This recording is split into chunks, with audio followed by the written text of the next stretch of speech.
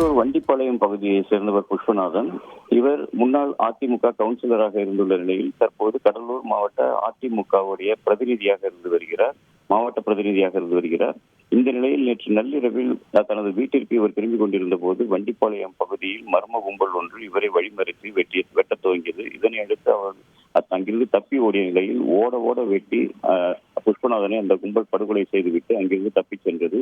உறவினர்கள் மற்றும் நண்பர்கள் கொடுத்த தகவலை தொடர்ந்து போலீசார் சம்பவ இடத்திற்கு வந்து உடலை கைப்பற்றி விழுப்புரம் மருத்துவக் கல்லூரி மருத்துவமனைக்கு உடற்கூறு பரிசோதனைக்காக அனுப்பி வைத்தனர். இருந்தாலும் கொலையாளிகளை உடனடியாக கைது செய்யக்கோரி அவருடைய உறவினர்கள் அதிமுகவினர் கடலூர் அரசு தலைமை மருத்துவமனை முன்பு சாலை மறியல் போராட்டத்தில் ஈடுபட்டனர். அப்போது போலீசார் குற்றவாளிகள் உடனடியாக கைது செய்யப்படுவார்கள் என உறுதியளித்ததின் பேரில் அந்த சாலை மறியலானது கைவிடப்பட்டது.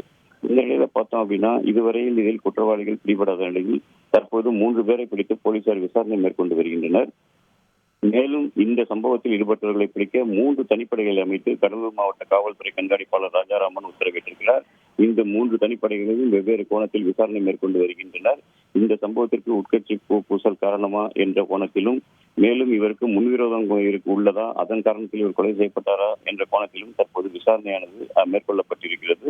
தற்போது நிலப்பதை பார்த்தோம்னா கொலையாளிகளை தாங்கள் நெருங்கிவிட்டதாகவும் விரைவில் பிடித்து விடுவோம் என கடலூர் மாவட்ட காவல்துறையினர் தெரிவித்துள்ளனர். செய்திகளை உடனுக்குடன் தெரிந்து கொள்ள உடனே சப்ஸ்கிரைப் பண்ணுங்க.